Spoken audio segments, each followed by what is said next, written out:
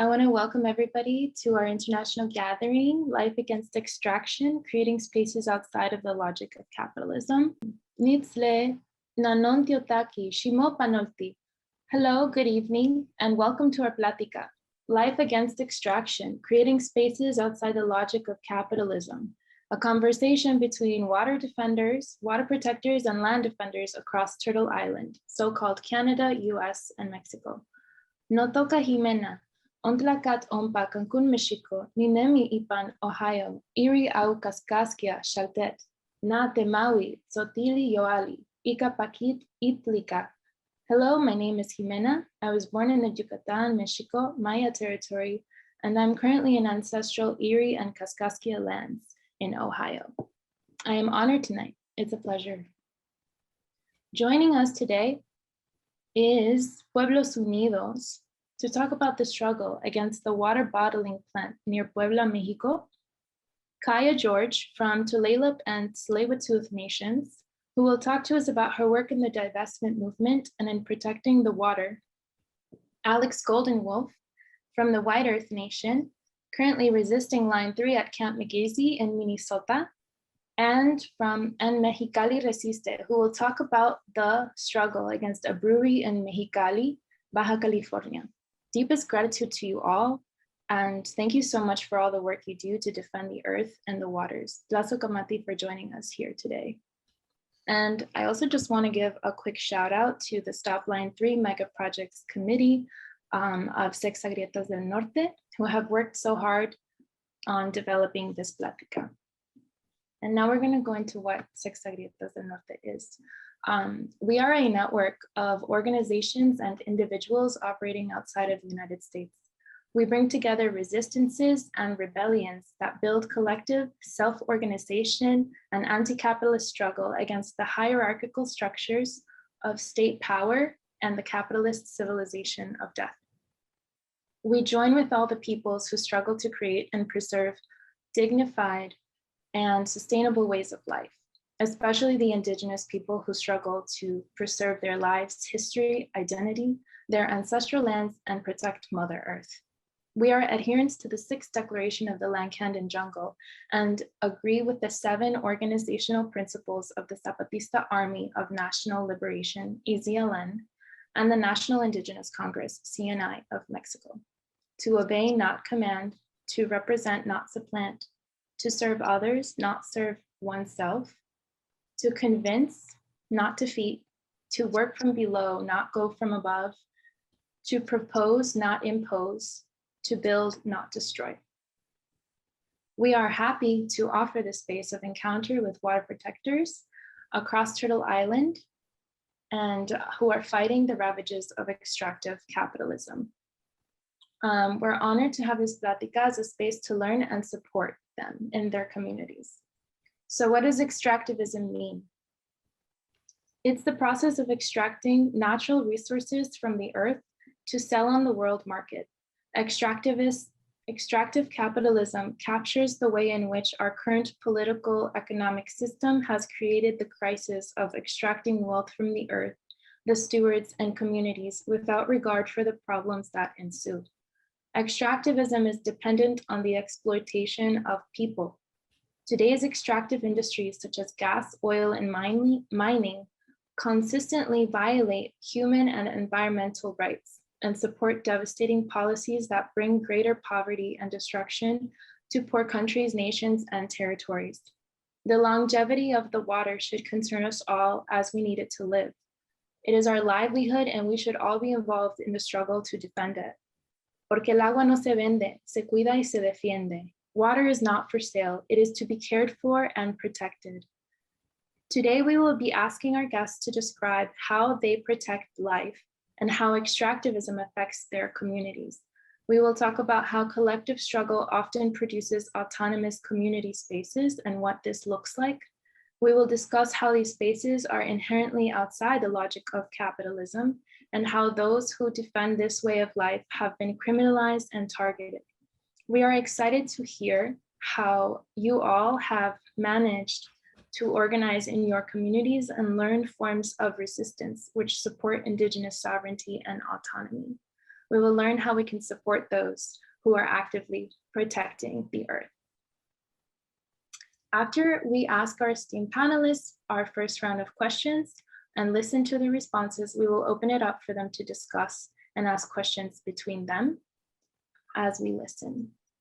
We will then have a second round of questions for each speaker, after which we will open up the floor from questions from the audience. If you have a question for our speakers, please try to save it until the second round. And then we will let you know the time for Q&A, and then you can put your questions in, and Christina will be helping us moderate that. And now we'll go straight into our first question and our speaker's introduction, and I'll give the floor over to Caitlin. Buenos días, compañeros y compañeras. Hello, everyone. Welcome. Welcome, everybody. My name is Caitlin, or Catalina, if you prefer. I'm a member of Extractivist del Norte, and I had the pleasure of introducing our first invitees, the first speakers, the group Pueblos Unidos Against Bonafont. In March of 2021, in the World Water Day, the Pueblos Unidos from the region, Choluteca, which has more than 20 different communities, shut down the bottling plant, which is in Puebla, in Ponce Bonilla, Puebla. The bottling plants takes a lot of water, which leaves without people and entire communities, and contaminates the river with chemicals. Pueblos Unidos took possession of the plant and has converted it into a community house. The shutdown of the plant in Puebla and the occupation of the plant in order to create a community house has been a great inspiration for us. Can you please talk to us about how the organization arose? How did you organize? How do you take decisions? How were you able to close down that plant? And then what has happened around the communities? And can you also let us know about the organization of the community house and its position in the face of the government and this struggle? Go ahead, compañeros. Good afternoon, compañeros. I am an inhabitant of this community from the population here. Many thanks for having invited us in this reunion, and we're going to, and for allowing us to let you know about this issue, this water struggle. Well, the struggle began because of necessity, because as always, we've been attacked by the government through its projects of death. They don't take us into account as peoples, as communities. And so in this way, it affects us. Their interests affect us. Their economic and political interests affect us. And so the struggle many years ago began because of the necessity that we had in order to organize ourselves and to oppose this type of extraction. In the year 90s, 93, they tried to dig holes dig well, perforate the land to transport gas. That project was the Zapata transport in Tlaxcala. That was in Tlaxcala, Puebla, and Morelos. And for us, it affects us as communities, as pueblos, as peoples, because that project brings exploitation, extraction from the earth, extraction of water, of all of our resources. And so then we organize and we set it upon us to investigate this project of death, because as I mentioned, all of its interests that it has are economic. In addition to that, we are within the between the volcanoes in the region, which is a very high volcanic activity region and seismic. But the institution, this one that dedicates itself to give a good PR face to those projects,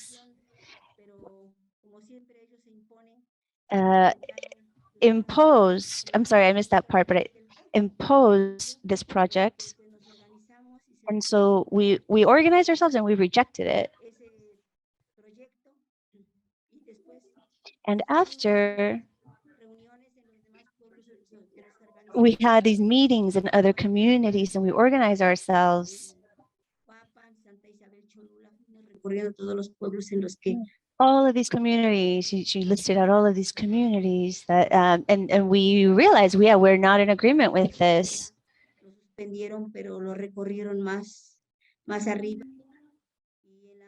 sorry, I missed something. What then continues? There was violence by the police, the federal, the state, and the municipal police with threats. They were armed, and to force their way through with the gasoduct. And so it wasn't possible to suspend it. We were able to stop it in one community, but in the others we weren't. And because of this situation of risk where they threatened us. And after that, well, they imposed it. But for for us, it's a risk that is extremely high in terms of the questions of life and in questions of extractions and everything that this project represents. And so we continue organizing ourselves. And after that, they wanted to force in an industrial corridor where there was already people living there in the path. They wanted to impose this project. We know that this project is going to affect those of us who live in this area, everything, because of everything that all of this energy use represents and its extraction. So we organize ourselves with the communities in the municipality of Cholula, and we were able to, because, I'm sorry, I missed it. She said something about high tension. There is an industrial corridor of Ocosingo. Ocosingo? I'm not sure if that's what she said, I'm sorry. There are many dams who don't have drainage, and so they just leak out and discharge all of their toxic leakage, and it's gone into the river. And so we organized, and we were able to stop that project of death, which is also a project of death, which we analyzed, we studied, we investigated. It represents a health risk because it has very heavy metals. It's very aggressive, very, very deadly. And aside from that, it was going to also contaminate the water, and it was going to affect us very much.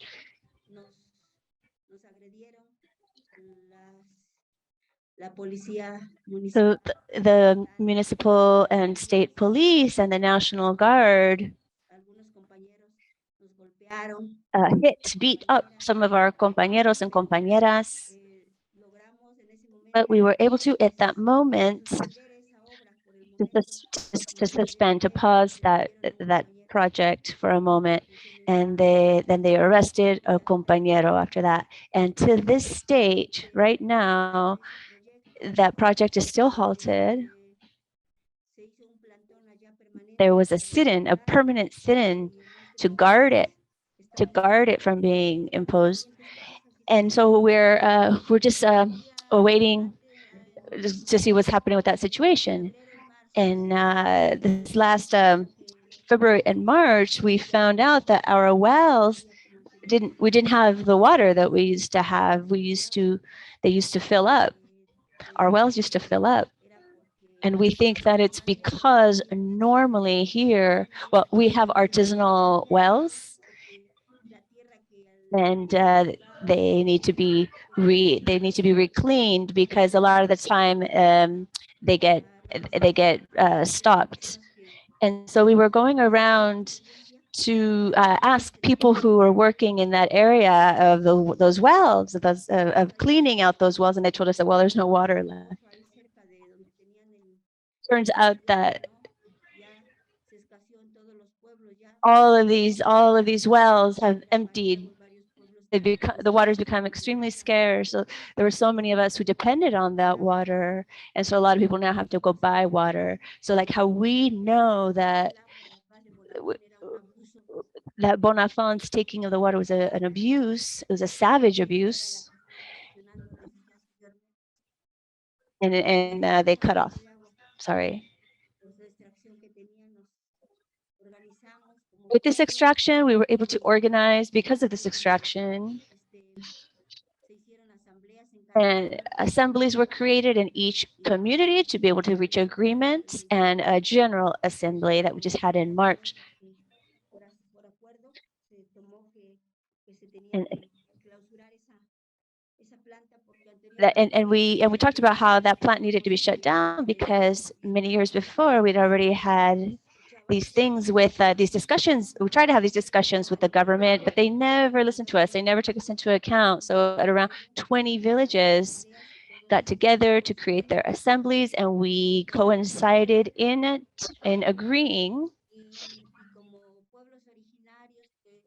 And as originary peoples, as indigenous peoples, we still practice our customs and traditions, and where we come to agreements. In general, there is no imposition. And so we, as indigenous people, as communities, we are agriculturalists, and our need is water. It's basic. We cultivate beans, corn, squash, chicha, and we also have animals. And before 1990, we always had here, there was always fruit orchards. It's a zone that was very rich in that type of produce. There were so many, it was abundant. Apples, peach, nuts, zapote, pear. But at the root of this, from the moment this corporation came to extract water, well, they're gone. Those fruit trees are gone, and that's the situation that has affected us in various ways because the economy of the village kept every day falling because there was no more field production as had existed before. And many people had to migrate over to the United States in order to work and to help their families in the village. And so then we've had so much family degradation and social problems because the kids always need their parents. But that situation was because of necessity. And these are consequences that this type of corporation, this extractivism has brought. They come to extract our resources, and then the consequences are those that we end up living those consequences. And so what we did on the 22nd of March was to agree on that. And after that, we continue organizing in assemblies. And then in August, they continue doing assemblies, and they agreed to enter those facilities so that we could guard the inheritance that our communities have, because they have destroyed the inheritance, our patrimony. And for the communities, it is an opportunity to recover the little bit that can still, because they really like finished off with so much of life, so much of nature. And that's why those agreements were taken. And as original peoples, as indigenous peoples, we come to agreements through assembly because everyone where everyone participates with their opinions. It's a system of agreements, of opinions. It's not an imposition the way that the government imposes their projects through violence, through repression. But we, as we say, because of traditions and customs, that right needs to be respected as Indigenous peoples that we have always sought out. And we are recovering that, we're moving that forward, that defense of natural resources, because those people, the only thing that they come to do is to destroy the life of everybody, because for us, water is sacred, water is life, water is not for sale, water must be cared for and defended. And it's why for us, that's what we have. That's what water represents, and we're struggling, and we continue to struggle for the environment because of what's coming. And so we're going to continue organizing every day to confront all of this, because it's a situation where the government and capitalism, they organize themselves because they have the money of the people, they have arms, but our power, our force is greater than that. Thank you so much for participation. Apparently, the struggle of Bonafont is a continuation of a very long struggle, a long history. So thank you so much for sharing that. There will be an opportunity to do questions, and we wait for that moment, and maybe you can tell us about the activities in the community houses. Thank you so much. On to you, Jimena. Gracias. Thank you. So our next speaker is a good friend of mine and sister of mine, and her name is Kaya George. Halflia proudly carries the teachings of her Tulalip and Tsleil-Waututh nations, which have inspired her to become a young Indigenous and environmental leader, writer, activist, and filmmaker. She has talked globally about climate justice and spread the teachings of her nations to honor and care for the earth. She is a divestment campaign lead for Indigenous climate action and has written for publications like Teen Vogue and the Toronto Star. Kaya, thank you so much for joining us today. If you can you please describe your struggle and what forms of resistance have been the most effective in your community against megaprojects and extraction industries that move away from capitalism? Like, how has divestment campaigning made a difference? What is the effectiveness of targeting the insurance companies and making it not profitable for those companies to ensure the megaprojects? And how does the role of frontline resistance support the legal efforts? Thank you for the introduction. I'm going to continue an introduction in my traditional language. So, Hop Squile Tanoyap Hoslia, Queen Krishamin, Kaya George Queen Sna, Tanachinkla Dachlelip, Tanachinkla Slewiteth Asnech, Skolus Tan Mans, it's Altashlan Chishet, and Hatan Squalowin, Haichka. As I said in my traditional language, I said, hey, what's up? So if you could all repeat after me. No, I'm just kidding. That was like a formal long introduction. I said my traditional name is Halia, and it is a name that doesn't have a meaning that I know of. My grandmother told me it's time to define it for myself, and that I'm from Tsleil-Waututh Nation and Tulalip tribes. My mother is Sitzayaltsa and my father is Skaloos. And yeah, Tsleil-Waututh is located in Vancouver, Canada, and Tulalip is in Washington State. And I also have Apache Yaqui ancestry. My grandmother, she is Mexican, and so I have ancestry from Canada, US, and Mexico. So all Turtle Island, I guess. And that's why I think it's really important to be here today. It's been a big goal of mine and a dream of mine to connect those pathways and connect those routes that were once connected but split from colonial borders. It bothers me very deeply that I have to cross a border every so often to visit my dad, and my dad is located just north of the Canadian border and my mom is just south of it. And I grew up almost every week crossing, and I've been denied before too, which was really frustrating because it's my traditional territory they're on. Like, what what laws do they have that supersede our traditional laws? It's unjust. And my dad from Tsleil-Waututh Nation, he lives on unceded territory, and there we've been fighting against the Trans Mountain Pipeline for most of my life. This pipeline is a tar sands pipeline that comes from the dirtiest bitumen oil in Alberta, Canada. And since the time we started fighting, not a single pipeline has been built on our traditional territory. And so long as we keep fighting, no pipeline ever will be built on my traditional territory. And this fight has been ongoing. It's taken a lot of ups and downs. In 2017, the company that owned the pipeline, Kinder Morgan, they're a Texas-based energy company. They dropped the pipeline because of the resistance against it was so massive from so many people, so many Indigenous communities, and so many people from all over Vancouver, Canada. So it was dropped, which was a huge win. It was a very victorious day for my nation of Tsleil-Waututh.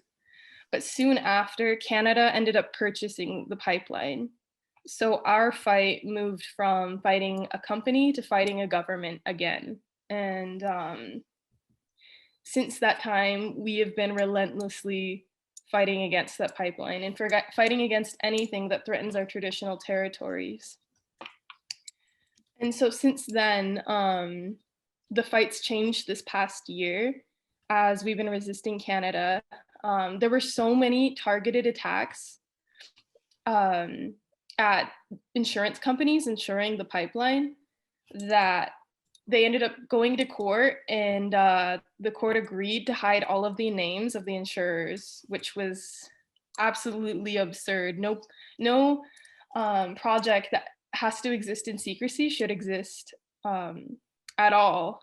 And so that was another challenge that came to us. And it didn't stop me, and it didn't stop my nation from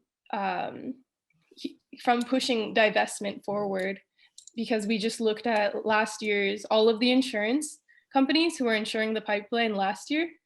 And unless they publicly declared that they weren't insuring the pipeline, that we were going to assume that they were still insuring. So that was our tactic on that. And there was, since I joined as the divestment campaign lead at Indigenous Climate Action, a big target was Chubb insurance for us and for me. And so I ended up writing an article and helped plan and participate in many actions outside of Chubb insurance. And last month, Chubb insurance ended up becoming the 16th insurer to drop the Trans Mountain Pipeline, which was another huge win. And at times it's felt like there's been a lot of instances where it's felt very hopeless. And then I see my community rising, and I see many other communities rising up and fighting back. And that gives me so much hope. And we continue and we fight. It's been back and forth, but we are so determined to protect our sacred water and our sacred inlet. I remember I was 11 years old when I first found out that the pipeline was going to come through my territory. And I remember my dad coming to me and saying, they want to build a pipeline through our territory. They say it's going to bring a lot of money. They say it's going to be good for people. But I think we know better. And this could poison our land. This could poison the water for all future generations. This hurts our people.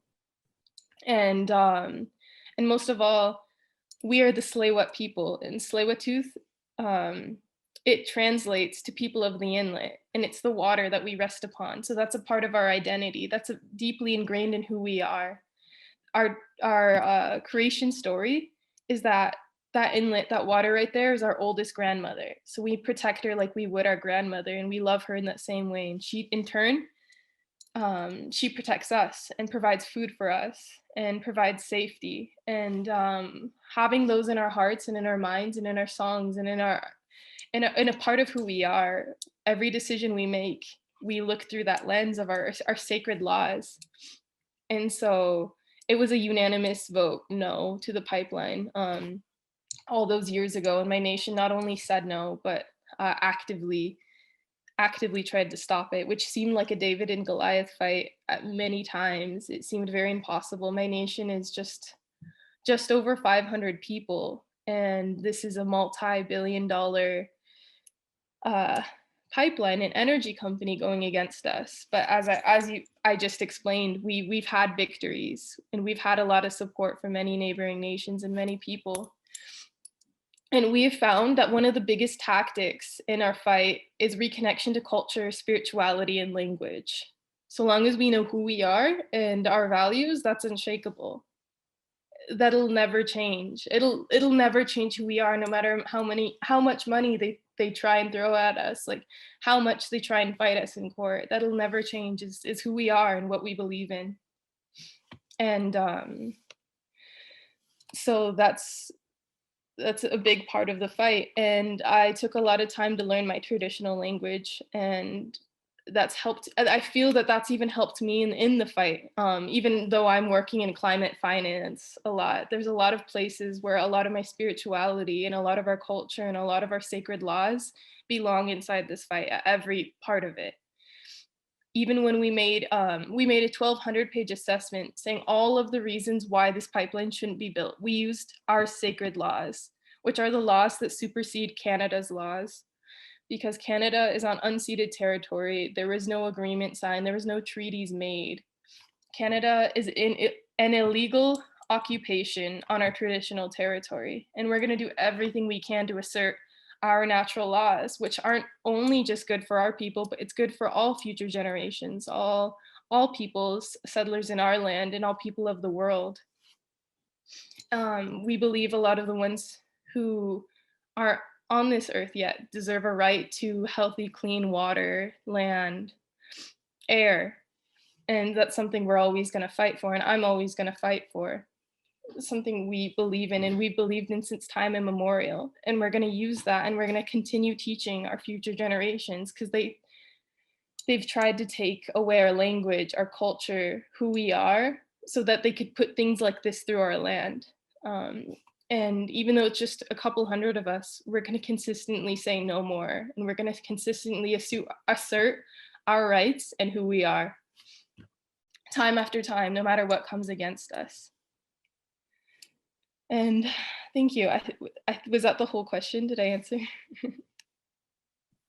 Yeah, like I just think it's just so powerful, everything that you do and everything that you've been doing, and your family has been doing for generations. And this is a generational struggle for a lot of Indigenous people, but I think it's really time for all of us to just come together in solidarity. Thank you so much, Kaya, for everything. And now we're going to go into our next speaker. And Caitlin, you have the floor.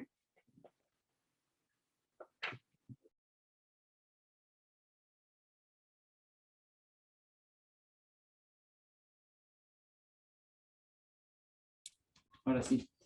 Nuestro siguiente ponente. Our next panelist is Juan. ¿Cómo es tu nombre? Juan, I'm sorry. What's your name? From Mexicali Resiste. Mexicali Resists. I'm sorry that I've forgotten your name. Chus. Chus. Okay. Welcome, Chus.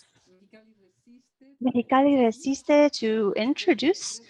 After 3 years of struggle, the water protectors Mexicali Resiste were able to successfully halt the construction of a brewery, a multi-million-dollar brewery in Mexicali, when the population voted a stern, very clear no against the project.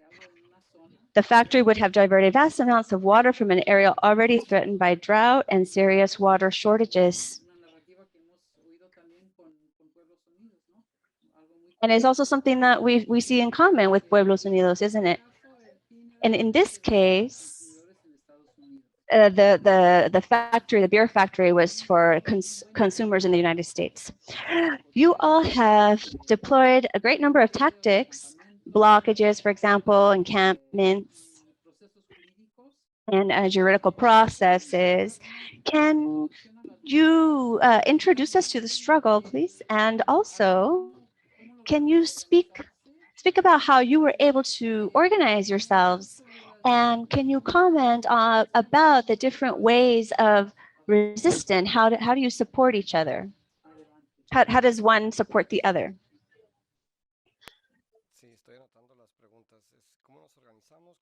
Yeah, just the questions. How do we organize ourselves? What's the process? And how do we support each other? Okay. Just one more thing, if you can touch in these few minutes that we have, which is very, very short, but well, how do autonomous spaces become created within the struggle? Okay. Well, I think that in comparison with the struggles that have already been talked about, the Mexicali Resiste in particular is a new one. It began in 2017, very suddenly. And even though there are people who have been all of their lives resisting, I think he said, this is a way, this one started in a very improvised, chaotic, even way, is how this one surged. I think that helped. I think that helped the struggle itself, because many times the same folks who have been used to these kinds of things don't really enter into new dynamics. And so this really helped with people who came in 2017 in the encampments. And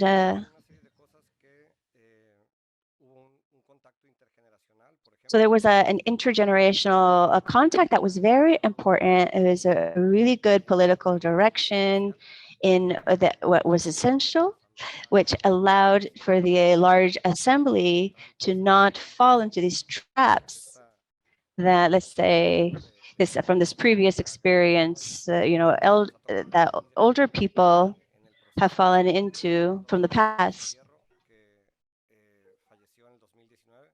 And the compa, I'm sorry I missed, but I mentioned the name of someone who died in 2019. So this group is of folks from people from all over the city. And in this way, there was a possibility to permeate in all of the city.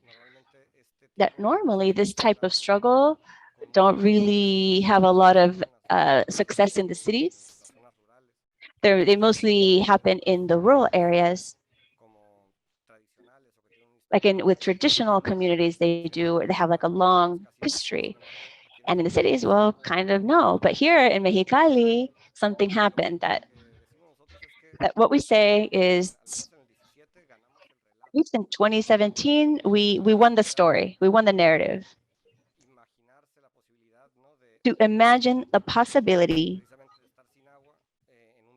of actually living in a desert without water. And that something connected with the people, because the tradition of Mexicali is also very tied to the agricultural area, which is the valley of the Colorado River. In way, like, I'm not from that valley, but all of my family, like my uncles and grandparents, they were raised in the agricultural valley. And so all of these stories that all these stories that I heard were about the valley and the river and the channels, and like there is a relationship there, and it's a story. It's a part of the story of the people. And so considering the possibility that there might not be water, there was a reaction. It was a really important reaction. That the brewery itself wasn't the only reason for the lack of water in the region. Yeah, years before there was already a deficit of the aquifer. If I remember, like maybe 15 million cubic feet or cubic meters of water. The dam, the Lake Mead Dam, has lowered, I don't know how many feet, but it's really reduced the amount of water that Mexico receives for these international treaties. Not just the brewery, it is a monster inside the industrial area, but we can't forget that the other side of the border, the Colorado River, feeds Los Angeles, Phoenix, Imperial Valley, San Diego, many other parts. And so in reality, let's say Constellation Brands, the brewery, was going to do the same thing. It was going to it's a market for California. It's the market was California, and so the water would return to the United States through demand. And so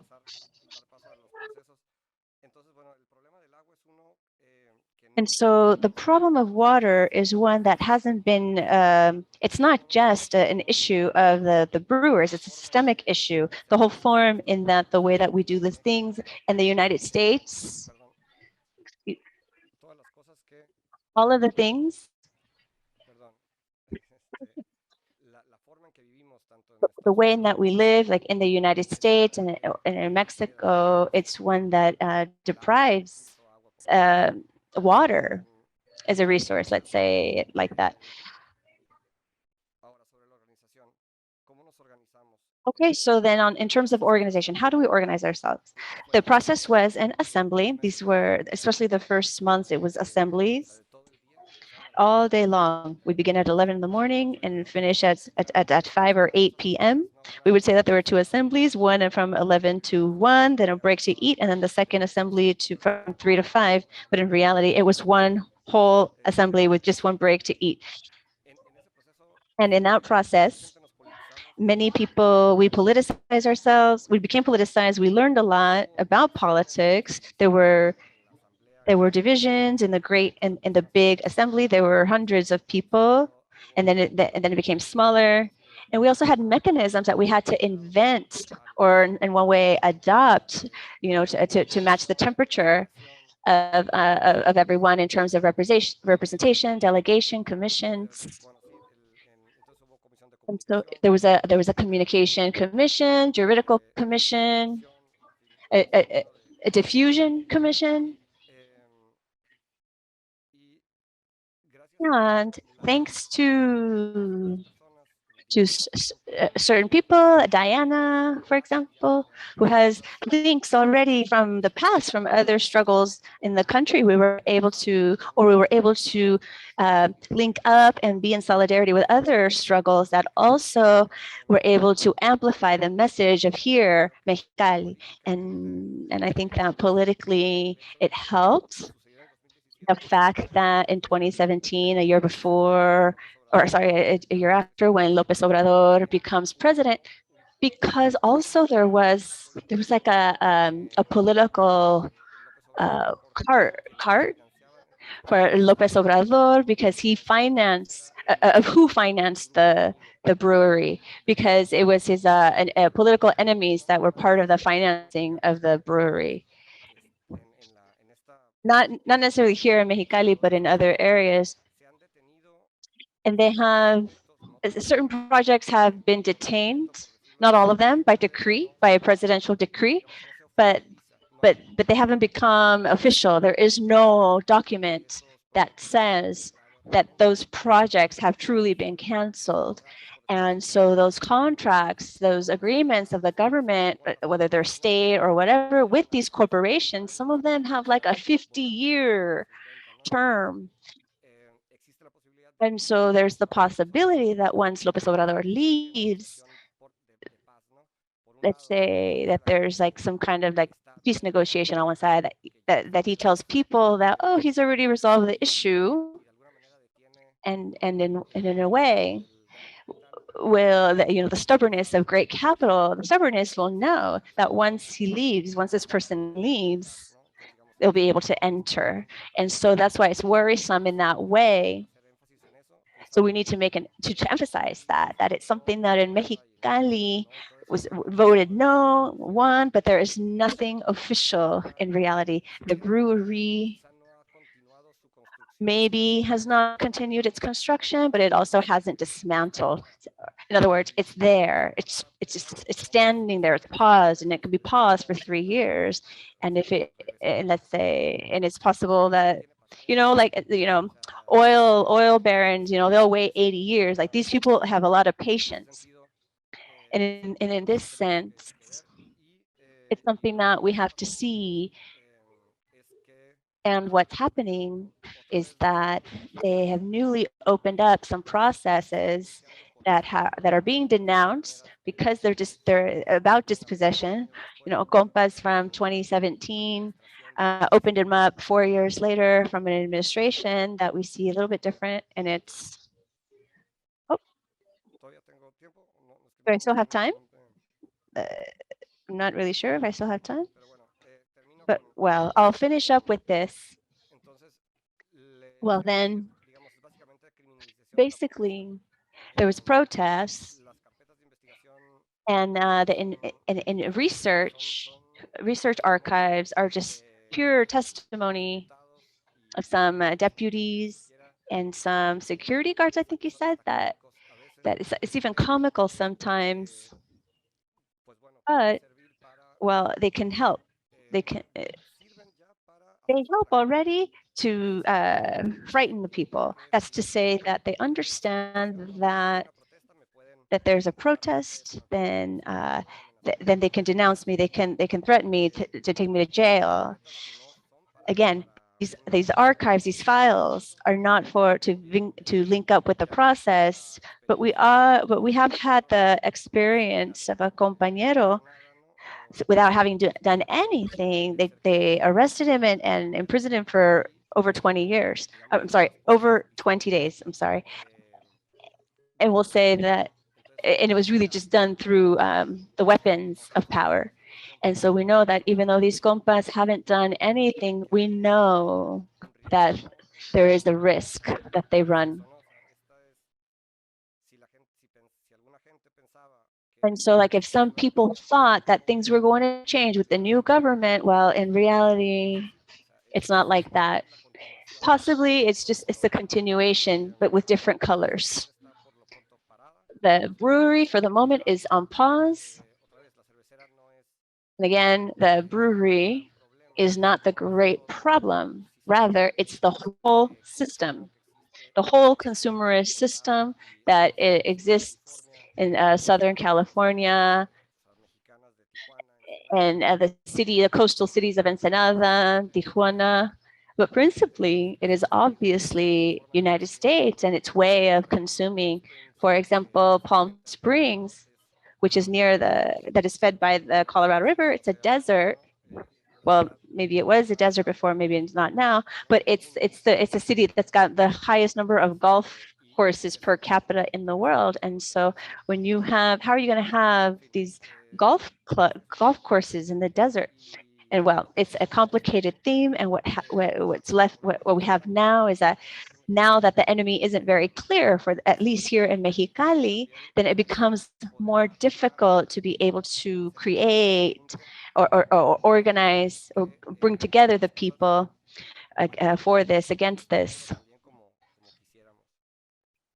As you know, as things aren't really going, yeah, I think he finished that things aren't going the way we would like right now. Caitlin says, I remember about the situation, yeah, not to depend on this governmental decrees, which is the same in the United States, because they'll say, okay, stop, and then they continue all over again. So it's a problem. It's a big problem. Thank you. Thank you so much. And a little bit later, we'll have some room to talk a little more.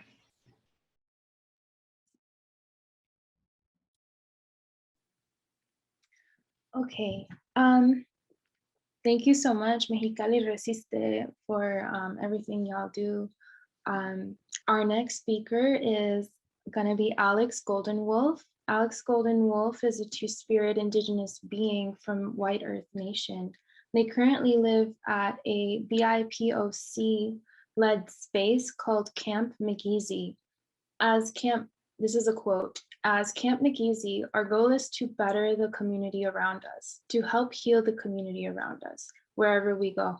We don't stop when line 3 stops. That means McEasy will be here for the long run, end quote. So Alex, we know that you've been living a camp for a while now. You're fighting to stop line 3 and line 4 and 5 and other pipelines from destroying your ancestral Anishinaabe lands. The waters, the Monoman wild rice. Can you please describe your struggle more deeply and what forms of resistance have been most effective for your community against this extraction industry? And how are you creating autonomous spaces and organizing within your communities? And what does that look like? Yeah, so it's not just my Indigenous struggle that's around here. It's multiple people's Indigenous struggle just around Camp Mikizi itself, but not only within Camp Mikizi, but like within Minnesota itself. Like we've been under threat. The 1855 treaty rights have been at threat for actually a couple times, but this is the most major one. Line 3 actually goes through Fond du Lac Reservation, which which is where Camp Mikizi is actually located at, and it also goes like right past White Earth, Minnesota, White Earth Reservation, Leech Lake Reservation, and it also goes through the heart of Minnesota, which where a lot of the rivers actually reside, and where a lot of the lakes reside, and it crosses the Mississippi River twice, and along like within the heart of Minnesota, that's where Monoman is at. That's our wild rice. And that's at threat right now. It's our way of living. It's the reason why we live here in Minnesota itself, and part of Canada actually. It's part of our seventh generation. It's part of our seventh fire prophecy, and and that's it's the reason why we live here in Minnesota today, is so that we can harvest the wild rice, because a prophecy came to us saying that like we need to go here, so we did, and we followed that path, and so we're here in the heart of Minnesota, and we've been here for thousands of years actually, and we've been harvesting wild rice the most traditional way that we can, and that's at threat. Like this year I was not able to go wild ricing due to like traveling around, but I do know other people do that did go wild ricing, and the harvest of wild rice was very low this year, because the oil pipeline, when it came through, it actually took 5 billion gallons of water plus more. They extracted a lot of water from wild rice beds and rivers around the oil pipeline, so then they can use the water, and they all they do with it is they blast it through the pipe, so then it can get ready for the oil to come through, and they also use it to clean their machinery. And I quote unquote, I this person I was talking to said that they take at least 1 million gallons of water a day, and then they put it back to this filtrated system, but it's actually not filtrated. Actually, a lot of the water, when they bring it back into the river, actually has a lot of chemicals in it, and the dirt that's in the chemicals, it's all oily, it's all mucky, it's really gross, and it wrecks every single thing around it. And there was actually a couple of oil leaks that happened a couple weeks ago, that has not been heard of yet. Like the news isn't talking about it, and they say that line 3 is running, but it's not. There's actually, they have this containment up over Minnesota right now. They're trying to contain this oil spill, and I'm pretty sure they like is they're keeping it under control from what I've known, but is still like horrible, because we said that line 3 will break. It's not if it will, it's when it will, and it's going to, and it's happening right now as we speak. And not only that, is like a way that Kemikizi is a form of resistance, is that like we live off the land and we try to use as many natural resources as we can from the land that we live on, and we have a garden that we try to maintain and build, and we also use natural resources around Camp Mikizi itself. Like a project that we did in the past was building a stage, and we used like sticks and stuff around the area, trees and stuff, falling trees. Somebody had that project going. That's a form of resistance that Camp Mikizi has. Another form of resistance that we do is we go along to other communities and we actually help find missing murdered indigenous women and men and relatives, and that is actually like a huge form of resistance, because like with the line 3 pipeline coming in, and when it came in, the MMIW fight went up, the missing murdered indigenous women and children went up within the area. Actually quite a few people, like a couple of Enbridge workers were caught sex trafficking around the area. Sorry for the trigger, but it's a struggle that we deal with around here with the pipeline coming through, is that we're like, there's these band camps like all around Minnesota, and they steal like our people, our relatives, and it's really scary and it's really sad. And that's a form of resistance that we do, is like we go to other communities and we help find their missing murdered indigenous relatives, whatever it takes. We were actually in the Lakota Rosebud Reservation in South Dakota, and we found some items, but nothing more than that. And we travel around as Camp Mikizi as a form of resistance. We travel together in groups. We actually went to Washington D.C. as Camp Mikizi to represent our camp and stuff, and that was a very beautiful, beautiful actions that we did together. Those are some forms of resistance that we do.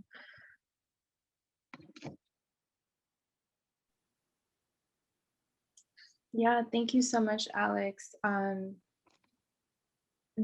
It's a lot to process, and it's unfortunately not a lot of people know about it. So thank you so much for being here and sharing your story. If you have anything else to add about how you organize in Camp Mikizi, how do you like go out and do these things? Like when did you start doing the searches? Yeah, so a couple ways that we organize ourselves as Camp Mikizi is that we're actually BIPOC led. And what that means is we prioritize like Black, Indigenous folks of color, people who are people of color whose voices aren't being heard in everyday life, like living in like a colonized society. Their voices are most likely to be shut down. So what we do as a form of resistance is we actually have a BIPOC council within Camp Mikizi, and it could just consist of people of color, and that's how we organize ourselves. Is we go follow the leadership of Camp Mikizi, and everybody that is the leader is BIPOC. And for me, the way I started searching for MMIW people was actually a couple of years ago. I'd say about 2.5 years ago, I actually started working with my good friend Tasia and a couple of my other good friends. We started this organization called Gitchigumi Scouts. And what that means, Gitchigumi is an Ojibwe word for Lake Superior. So we are Lake Superior Scouts, and we go out and we find missing and murdered Indigenous relatives. And we actually did over like 46 searches, and we found over half of the bodies. We covered them, and the way that we organize that is we have like a couple, like a Facebook page, and people would like message us privately saying like, my sister has been missing for a couple of weeks and they don't want to go to the cops because they don't trust the cops, and if we do say something to the cops, they'll just dismiss it. It'll just like go right under their nose, like they don't bother. So they'll come to us and they will message us about like where they saw them at last, what they were wearing, and like send us a picture, and we'll make a little missing murdered like a little poster, and we'll go to our friends and we'll print off like a couple hundreds of them, put it all up over Duluth, Superior, Cloquet, and we'll hand them out, and we'll actually go to the homeless population or the houseless population in Duluth, because most times the people who are missing are people who are addicted to drugs, which is very sad, but it's true. The drug epidemic is very high up here. And so with that being said, a lot of the people who are addicted, they go to the extreme to find like their source of drugs. So they they do stuff with their body and etc. And sometimes they go missing and they get sex trafficked into places that they don't need to be. And that's actually happened a couple times. We've actually broke into a couple of houses just to save somebody because the cops wouldn't do it. So we have to take our own initiative into our own hands. So that's how I started looking for missing murdered Indigenous women from around the area.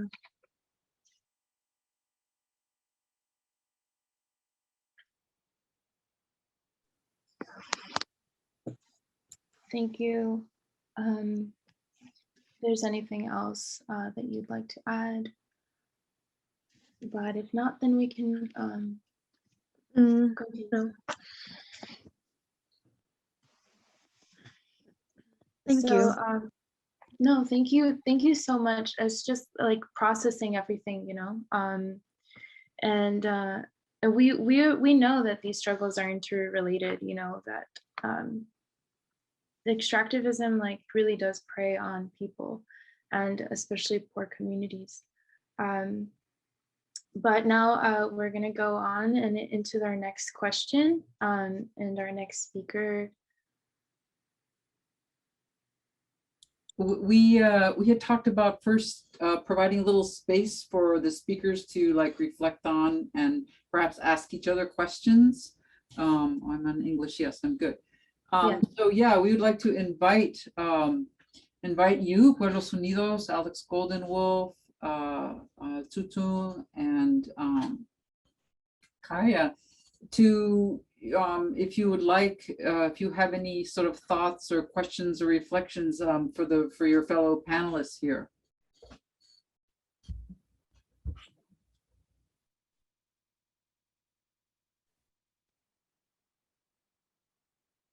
I just want to thank all of the panelists. It reminds me that we're all in this struggle together, and the resistance that each of you have shown has given me a lot of hope, and I have you in my heart and in my prayers. And send prayers to all of your people and all of your families and everybody who's working to protect the earth, because they're a brother or sister or they're kin to me. Anybody who puts their life on the line to protect our mother is, to me, I just want to say thank you from the bottom of my heart, and you're my relative. So haichka, haichka.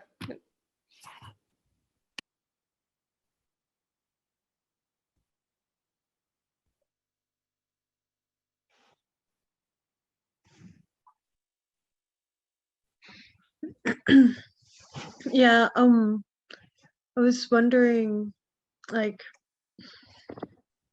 how like I know everybody here like is defending the water, but like what were you guys' aspirations before defending the water? Like what were you guys' like what were you guys doing before you started?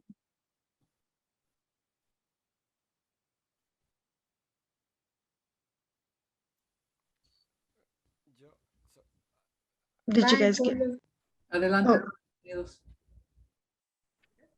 Pues acá en nuestras comunidades de Pueblos Our Unidos, communities of Pueblos Unidos, well, always in one way or another, we organized, and it's our reach. From our reach, it's not possible from our reach to see like what problems are happening in our communities, or it is in our reach. give a continuation, and always seeing that the authorities don't care about our denouncements. They just receive our papers. They never have time for the for people who defend the environment. And like with the pipeline previously, that we had it tried manera and we were able to in a way just to have some successes, but the government in its way with its repression, it just went over to they prevented it from coming into our village, our community, but then it took it over to other communities. And so, and then there's such a high risk that high risk area, the volcanic zone, a seismic risk. There's also, that they wanted to impose on us all of these things, and we were able to suspend that project. And then they also tried to create these massive wells for commercial business, and we were also able to succeed in one way, by organizing ourselves to suspend the creation of said wells. And that's how we've been struggling. And then after the industrial corridor that they wanted to impose on our river, and that river comes from the volcanic zone, and the water it's not clean like it used to be.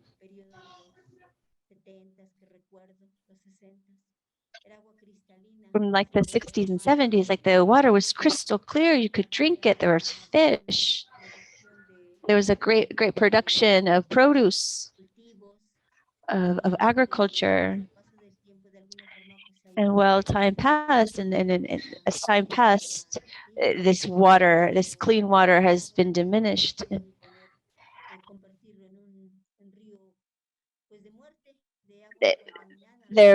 So what they've been doing now is just imposing on us a river of death that damages health. That is the situation that we've lived. And well, right now with the extraction of water by this corporation that was profiting from our water, from our territories, and we have to live the consequences of the extraction of our well. And so that's the situation that we've been living for some years now. Gracias. Thank you. Ajá. No sé si alguien más quisiera responder. I don't know if anybody else wants to respond to Alex's question, or if somebody else has another question or another comment. Please. Yeah. Me. What did I used to do before 2017 when I became involved with the struggle? I was planning on going to Canada to go find work. But then this happened and it enveloped me. And well, here I continue. I wanted to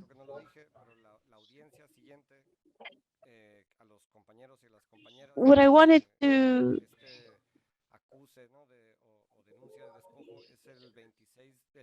just wanted also just to talk about in the 16th of November, this upcoming November, there would be an action, a denouncement, I believe. And that's a date to remember, because supposedly it's going to be the last one, but anything can happen. So on the 16th of November at 9 in the morning Pacific time, we're going to be watching the tribunals to see what happens in that aspect. And as a comment, just to thank everyone who's here, people of Puebla and United States, and also to point out the importance.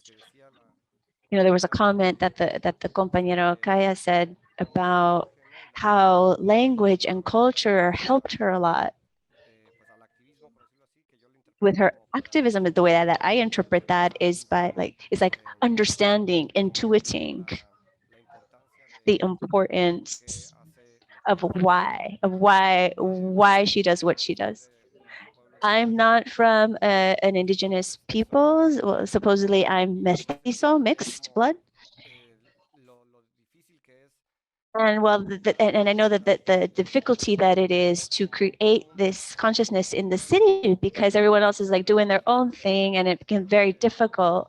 But I think that it's fundamental. Without that, if we can't construct that, if we can't build that, if we can't present a real alternative, the social model, whether we call it like capitalism or this hydra or whatever, then it's going to be very difficult.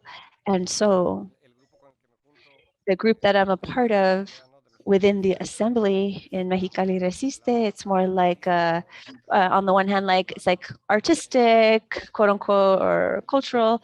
And I think that there, it's not so much like through the form of reason that we create community, but through emotion. And art is a feeling, at least in the world, that it doesn't have that spiritual link with, let's say, like a mythical past. And so art can become in that space where magic can enter. And so understanding the importance also of magic, together with hope and all of those things. And of course, I want to point out the importance of communication for folks who don't know these struggles, but and also within these struggles. And I remember like what Gramsci, I think, said that above any great change, before any great change, there has to take place a great conversation. So I think that this conversation is part of that great conversation that has to be had, that is being had definitively, so that that great change can happen. Who knows when? But it has to be a part. And this is happening all over the world in small scale. We will find each other one day. Muchas gracias. Thank you so much. Does anybody else have alguien más quisiera hacer una Anyone pregunta? else would like to make a comment? Pues nosotras quisiéramos Well, we would like to retake the word that the compañera Kaya said about this question of defining ourselves as original peoples, and that we don't need the institutions or governments tell us that we are. We already know. We know what we're made of. We know our history. We know our traditions, our uses, our customs, traditions. We defend them and we transmit them to our children. Our attention is called a lot this question of natural laws, which are those laws of the communities, of the peoples, and it resonates a lot because with us, Pueblos Unidos, United Communities, what we do is precisely to value the law of the peoples, the laws of the peoples, because we know that the bad governments and their institutions and the corporations, if we continue with them, we're just going to receive just contempt.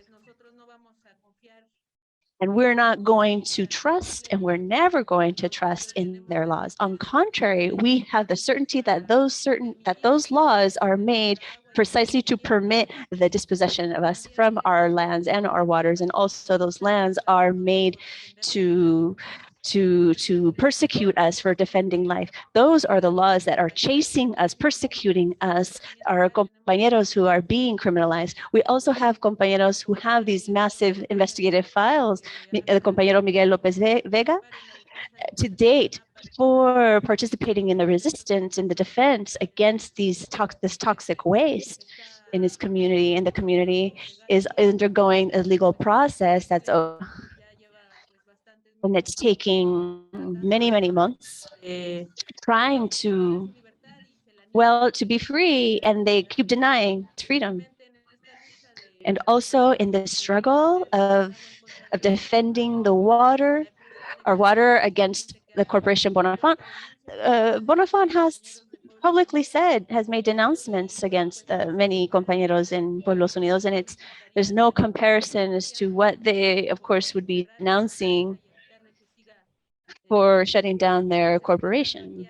And so they can, and shutting down them continuing to exploit the peoples here. That doesn't compare at all to what the thefts of what that corporation has been doing to our communities for 20 years. And so the laws, those laws are going to be on the side of that corporation, but we continue to be very firm, and we continue with the certainty that we defend life, that our laws are well thought out, they are defended, and they are exercised in order to defend life. And that's why we hear it loud when the compa from Canada talks about they also defend their natural laws, like and those laws and the way of understanding the world.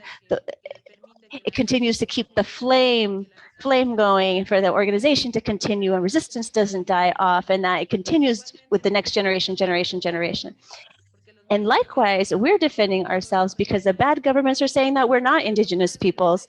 They doubt it, they put it in doubt, and they say, well, it's only only the university workers can decide who is, the anthropologists get to decide if we are indigenous or not.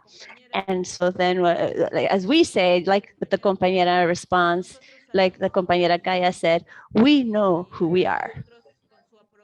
And us with recognition, we're going to continue realizing our assemblies, our traditions, our customs, our authorities, and we're going to continue organizing the House of the Peoples. We're going to reinforce our autonomies from these spaces where before there was death, and now we're constructing life.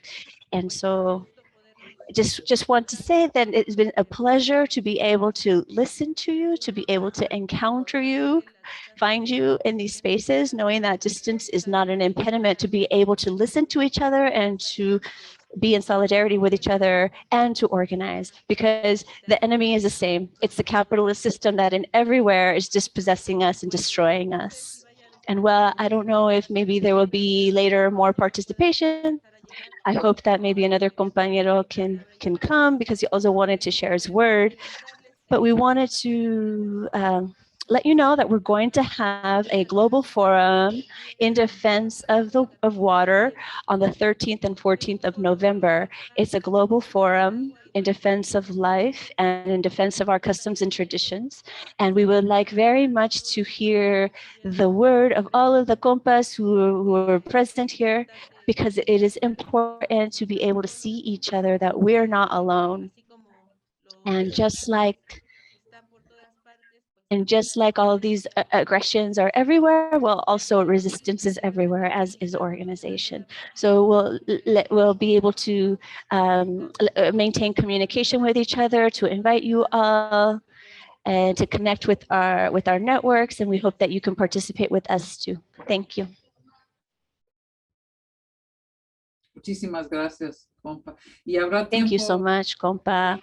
And there will be time at the end. I hope that we can share the different ways that we can support one another. Jimena, I think that you had a comment.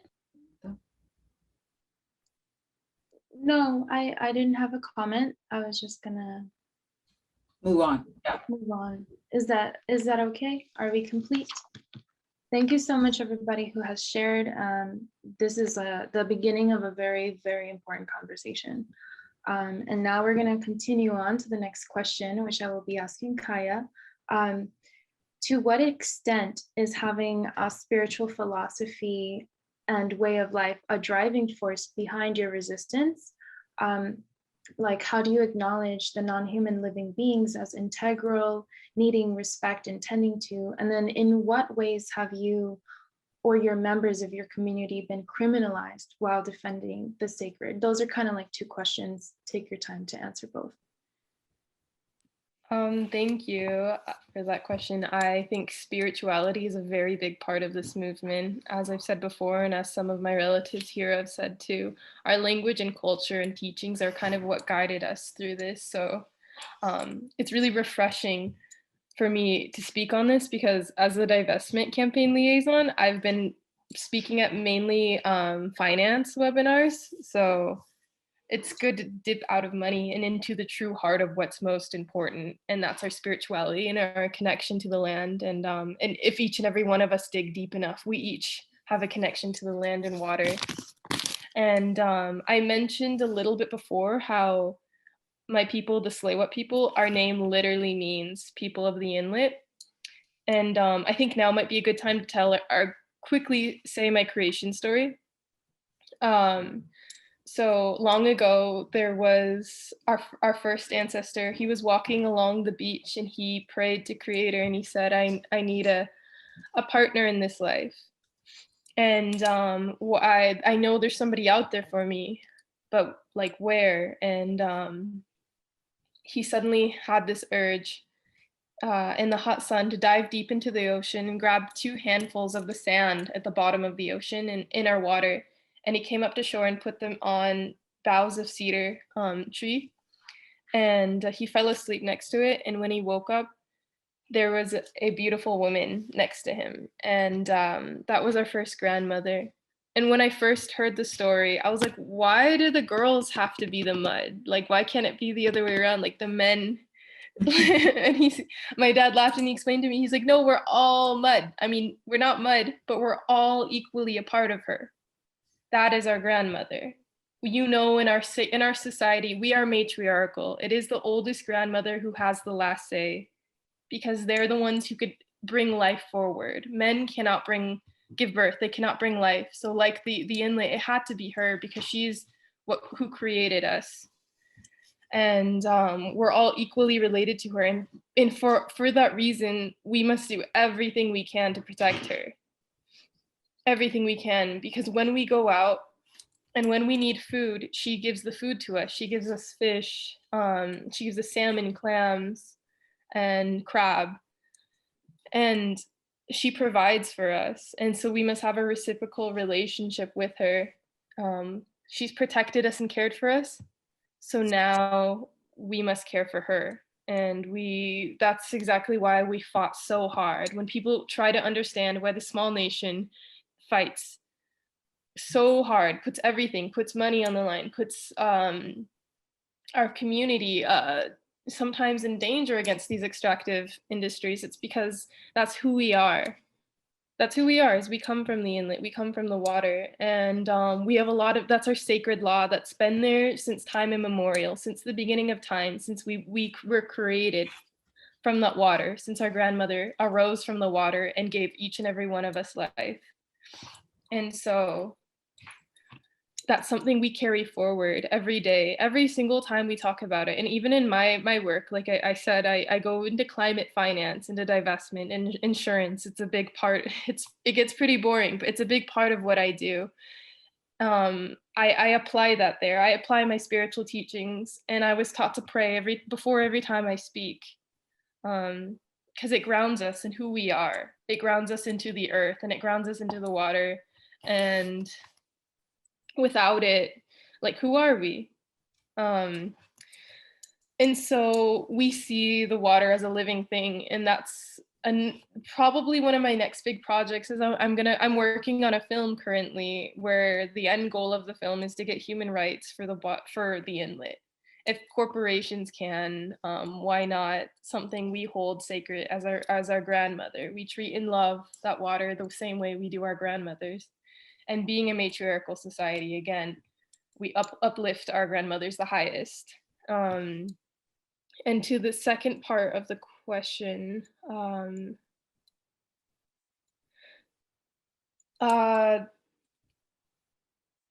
many of our nation has been criminalized. Just last week, my cousin ended up getting sentenced. I can't remember exactly what the specific sentence was, but the court ruled against him, that he went against an injunction and by protecting our land and our water, he will be going to jail for a little while. And we've seen this many times with a lot of our relatives. I've seen it and I've been in the courtroom, and it was one of the hardest things I've had to watch is see the Canadian government state all the reasons why my uncle, he shouldn't go to jail and he shouldn't be, because one, where he's an elder, two, it's during COVID, and three, there's a high percentage of Indigenous people in the prison system. And so for all these reasons, he shouldn't. But then she said, but I'm going to go in the best interest of Canada anyways. That was one of the most painful things I've had to hear. And that was one of the tipping points of moments I realized this country is truly against us. It is truly against us. And we must do everything. We are the ones who are going to keep us safe. I no longer believe in the system. It doesn't work for us. I don't believe in it. And but I do believe in us, and I do believe in our people, and I do believe in our ability to uphold our own laws. Everything thrown at us, we've grown from. We've held on to our spirituality, and we've held on to who we are throughout all of it. And that's a big part of the healing. After the courtroom, we are smudged down. We pray together after, we pray together before, to uplift our spirits and uplift the spirits of those around us. That's a big part of what we do and what we will continue to do. And I also wanted to add to, some of my relatives were speaking on language and also about things that we had done before. And that's even important to us too, language revitalization. I'm a university student. I'm not in university this semester, but I'm a sociology major and a linguistics minor. And my focus has been studying my own Indigenous language. That's a big part of the fight too. My grandmother, when she was a small child, she was beaten in the residential schools by nuns and priests for trying to speak her language. And it was her first language. So she only spoke it to me in small phrases growing up. But I had to go to university to learn it. And there was bittersweet, because it was hard because I had to go there to learn it. But then it was good because I got to teach my family and teach my community on the way out and on the way back. And why I mention it and why it's so important is because language changes the way we perceive life. In our language, the way we talk about the land and animals and water and the trees, we say she or they, or we talk about it as if it's alive in every part of the language. It's a living thing. And so we treat it that way. But in these colonial languages like English, you see it as something that's an object that's dead, like the trees, the animals, and they treat it that way. And so that's why in every part of the language, there's even different parts that we'll only use for matriarchs or for women, and that's to uplift them. And so that's a big part of decolonization and regaining a sense of who we are. And I found that the more we regain that, and the more we regain our spirituality, the stronger our resistance. And yeah, I'm very proud of that.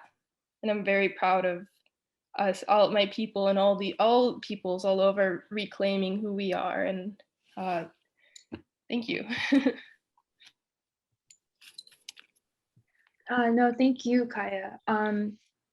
I think it's just so important to note that, part of decolonial struggle and reclaiming indigeneity as Indigenous people who have been stripped of our histories, it's so important to get into the spirituality as well as the autonomy within that spirituality and the perspective, creating a new perspective of how these systems of organization are communal and are for everyone, and that they're not hierarchical, they're matriarchal, so they're nurturing, they're just different and non-colonial. And I think that the work that you're doing is very important, as is all of the work that all of our compañeros are doing today that are on this panel. Caitlin, I think you're up now. Gracias, gracias. Gracias. Thank you. Thank you for all of the comments to everyone. We have a little bit of time left. I appreciate so much the comments, and I hope that, as you all already have proposed, that this conversation have a lot of continuity. For the moment, I wanted to ask you, well, also just appreciate so much your comment about how for you art is something that is such a spiritual form that nurtures you. The question is just, well, it's a two-parter. The first part is, what is it that, because I know that sometimes it can be very difficult to continue these things. What is that encourages you the most, that motivates you most? And the second, so that we don't lose ourselves in that, how can we support your people who are in process right now? All of us who are listening, in what way can we participate in some type of support? Yes, thank you. Well, I think that I'm a kind of a strange case because I have a more pessimistic vision than most people who are involved in the struggle. But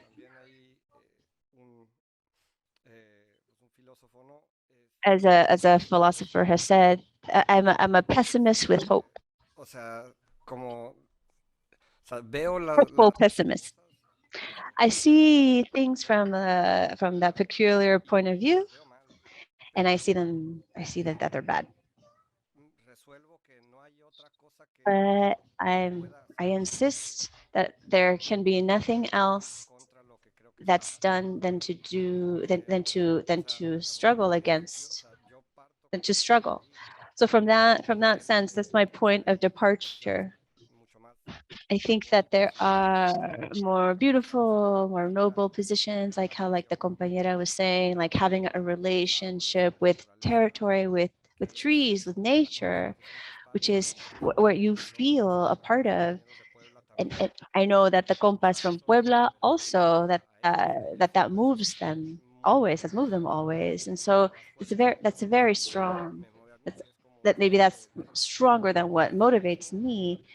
Um, my pessimism from what I see coming up ahead, if we continue doing the same thing, that the world, that capitalist path that the world is on. And in that sense, also in my family, I was raised, without a religion, and so for me, it's been difficult,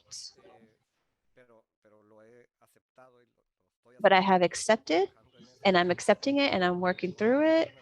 How to connect myself with that spiritual side, which is also a very personal thing, because there are forces that are unexplainable. Then there's this element, as if if you don't have it, then you're just going to act through rationality, and rationality is negotiation. And because I'm not about that, then yeah, I think that art has been where I have been able to find like that spiritual space, or at least that space that goes more beyond the immediate and the material, and that connects you and can be able to connect you with someone who wasn't raised with that type of spirituality. It can connect you with giving you some type of intuition, a small sensation of what it means to be connected with the world, with nature, with the universe, with everything, with other beings, living beings, basically everything. Well, let's say like in assembly, there are people who are more traditional, say, from a religious point of view, but but I think that it's like a secular assembly in that way. I haven't I haven't compared all struggles and assemblies that I've seen, that I've interacted with superficially. I think the one in Mexicali is one that, but we don't enter into these themes. They're not themes. But it is, yeah, but it's something that people might hold inside, like a spiritual belief. And what was the other question? Oh, how to support the other compas? Well, immediately just publicizing it so people can know, get the word out. And also, it's been very difficult in ever since Mexicali Resiste began. It's been very difficult to find lawyers, let's say like solid lawyers, and truly in solidarity, because their work that their because their work would allow it. Their work that would allow them to give the attention to these cases. That's always been a problem. Fortunately, there have been lawyers who have shown solidarity, and there's like a symbolic retribution, I think he said. Like because there's not a lawyer. I couldn't really say too much about the theme, how to help in that way, but I think that visibilizing, making this public, making it known to the public. And well, we had been thinking, and we're in the process of like making a type of like a blitz in the Congress. Then, we will communicate when we have more clarity about that. Thank you so much, compa. Please do keep us informed, keep us posted, and we'll do whatever we can, publicity. Yeah, and that, like that final comment, publicity, bad publicity does stick with the politicians, because politics is so superficial. Everything is a spectacle. It's all a show. It's appearances. It's superficial. So in that way, their reputation depends on communication media, and so that's why they're so careful about it. And then they're always like on their toes. And so they are very sensitive about that. They take care of that. And so we would be very grateful, whatever support. Thank you.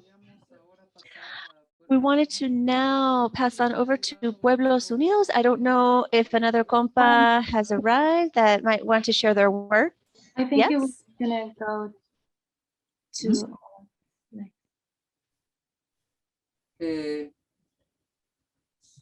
Sí, adelante, adelante, Pueblos Unidos. Pueblos Unidos, please take the word.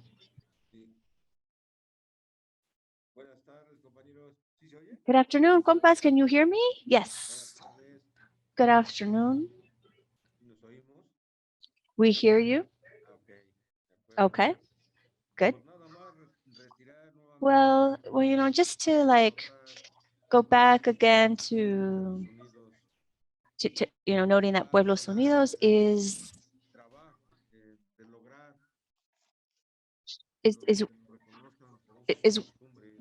is working on the process of having our uses and traditions, our customs recognized, because now, new again, the power of the governments at the three levels, they don't give us any answers. They're divided within each other, and they even protect each other.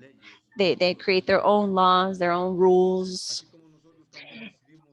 And in that way, yeah, we also decided to be independent from the government and to be autonomous and to live our own norms of life, in questions of our uses and customs and traditions. We were able to put forth and control a little bit that environmental disaster that they're trying to impose here in the region. These industries, precisely Bonafont, which also by the consequence. I'm sorry, I lost a word. We're talking about Bonafont is very famous worldwide, and also the government that the Polytechnic Institute, the National Polytechnic Institute, the government took like 5 years. And there's not going to be any information because they always hide things. They always have to um, they always have to focus on their own political and economic interests, and that's why we say we're going to live through our customs and our traditions. Tomorrow we're going to do a press conference in front of the Human Rights Commission here in Puebla, and so that they can recognize our rights, and also with the compa who is Miguel Lopez Vega, demand that they do their work in questions of recognizing these rights, because the compa, they want to sentence him. They're violating all of his rights in questions of in the courts, where automatically for something for when you're defending something, that's something that they want to sentence him for. It's for the same thing.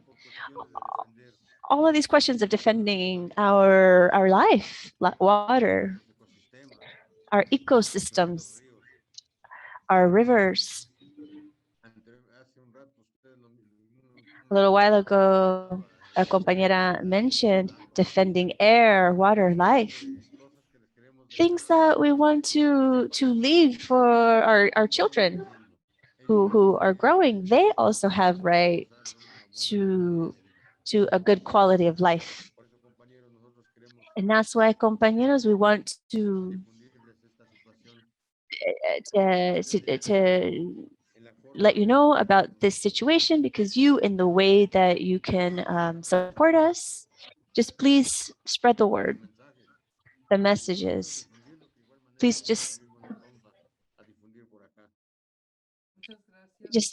please just share the word, which could give us an opportunity to defend ourselves here.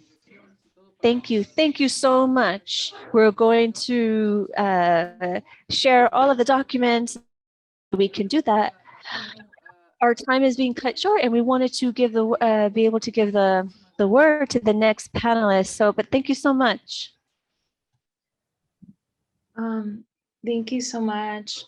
Okay, and now on to our next panelist, Alex. Alex Goldenwolf. So this is a few questions. To what extent is having a spiritual philosophy a driving force behind your resistance? And if you want to talk about the seventh fire prophecy, and then I can ask you the next question when you're finished with that one. Yeah, so my spirituality is a huge driving force for what I do. When I first had my first spiritual awakening, I actually realized that this earth was in danger like 5 to 6 years ago. And so that like really like opened the door for me, and I just didn't know how I could like really pursue my spirituality like within that way of defending the earth. But then like I was thrown into line 3 for a reason, and it came out for the better, and a way that my spirituality and my belief and like just the way I live actually is just like the whole like what I do is just like all forms of resistance. Like for me, I practice my spirituality and my I don't know, indigenous ways by not living in a city, by living in a camp, by practicing Mojibe Moen, as well as holding tobacco sacred and praying and um, participating in ceremonies is a huge one too. I think that's the most moving one that has like really helped my spiritual journey. A couple weeks ago, as part of this Lakota healing ceremony, and it was like the first ceremony I was part of since I was arrested at Red Lake Treaty Camp earlier this summer, and I was actually able to like finish the ceremony, and it was the most beautiful ceremony I have ever experienced. I really can't explain it. It's just like I just really felt the presence of like the my ancestors there with me, and that like I really like it really like put a driving force behind me again to like further continue on fighting line 3 and capitalism, and like just like this whole like way of being. And the seventh fire prophecy is a huge part of my spirituality too, for the reasons what I do and the reasons why I do it. Like the seventh fire prophecy speaks of how our people originally started from the east coast of the Americas, actually kind of by like Maine, New York area within that region. And these prophecies came to us stating that if we don't leave like the coastal area, these white people will come in on these ships and they will kill us off. And so then we took the initiative and we left actually. And we made like 7 stops along the way, and each stop was like somewhere along the Great Lakes. And it speaks of how the turtle shell guided us from each spot to different locations. And like people went back on the story and they actually went to the actual locations where they where the stories were like where the stops are at, and that all the stops are true. One of them was Niagara Falls, another one was between Michigan and like Erie and stuff like that. And it speaks about how we like found canoes and made our way from across the lakes and stuff, which is really cool. And the reasons why we also came here, because it speaks of monomen, wild rice that grows on water, the food that grows on water. And that was a driving force for the Anishinaabe people. It was our goal to find the food on water, because like wild rice is very nutritious and it's very delicious and it's a good source of life for us. And it also speaks about how the rainbow tribe is going to be coming together, and I see that happening right now over at Camp McGeezy. We have many people of color from around like the world that come to Camp McGeezy just to defend the water, and it's very beautiful because it states that the white people, specifically white people, that they have to make a choice between green or greed, basically. And that choice is coming very soon, because it says that once the fish start turning up dead in the river, which is going to happen very soon because of line 3, and it also says that the animals are going to start dying off, that we will not have a source of food anymore, like a source of water left, because it has been poisoned by the black snake. And that's happening right now, and it's going to be happening very soon. And that's another reason why I live at Camp Mikisi. That's the driving force as to why I live there in this form of resistance, because like we are also like connecting with our like our culture by building waganagongs, making teepees to live in for the winter, using natural resources over here at Camp Mikisi. And it's a new way of living, and it's the old way of living, but it's new to us.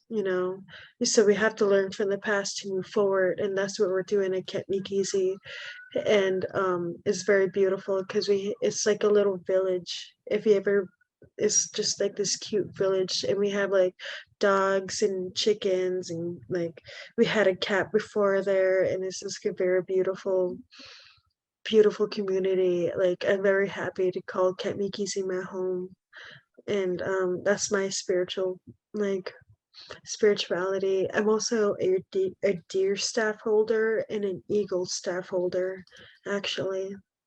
And that's another part of my spirituality.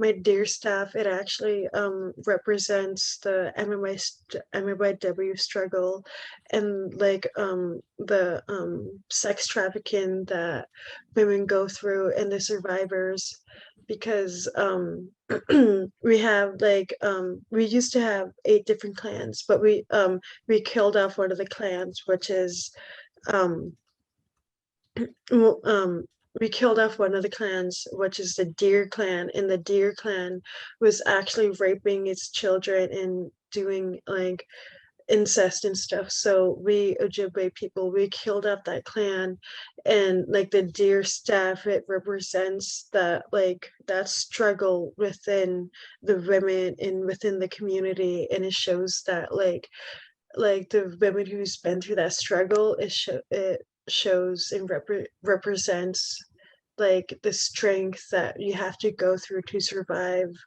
to live through that. So that's another thing. The Deer staff is a big part of my like um about who I am, and it's a very powerful staff. It's made by my friend. So, and I was gifted it by Tasia Martineau.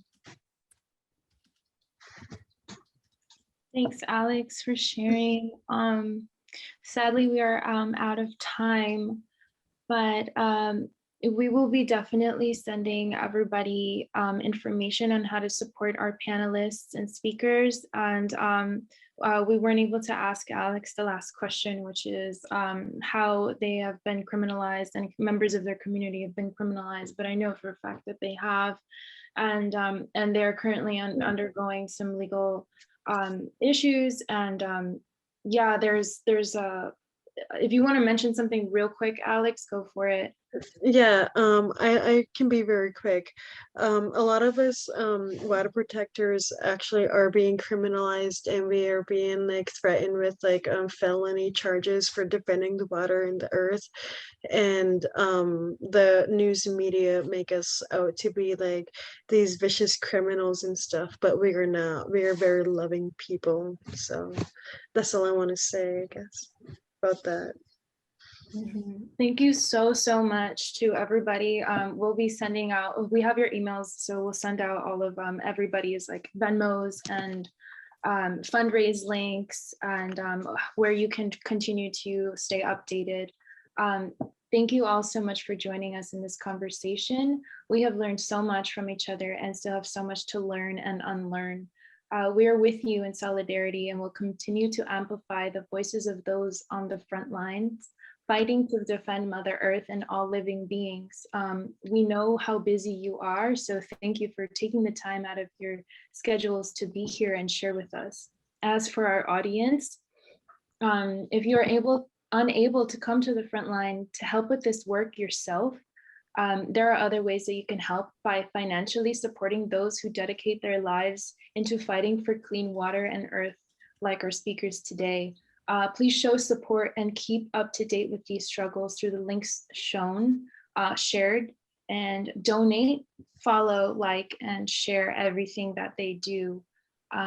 Thank you so much. Ye ishkich tlasokamati teyato, tlatitsi wan tito taske. Bye, everybody. Muchas gracias todos y todas. Woman.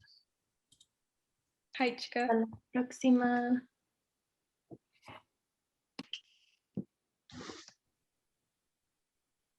Hasta la próxima. Muchas gracias. Gracias.